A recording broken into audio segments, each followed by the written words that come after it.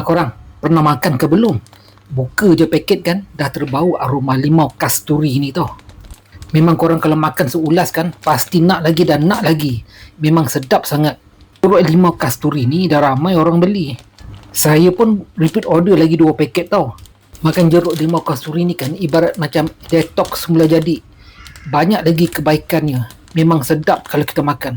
Kalau nak makan limau kasturi yang mentah tu kan masam.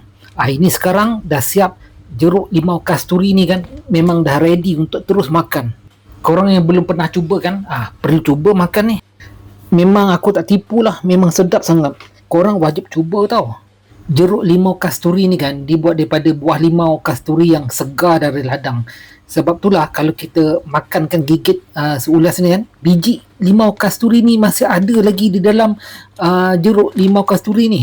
Masa kita makan kan, kunyah-kunyah dalam mulut, kita gigit juga bijinya di dalam mulut ni, terasa memang sangat sedap. Makan jeruk limau kasturi ni boleh menghilangkan batuk. Lebih-lebih lagi cuaca panas sekarang ni. Korang yang ada nafas berbau tu kan, jangan risau. Makan jeruk limau kasturi ni kan memang boleh menghilangkan bau mulut.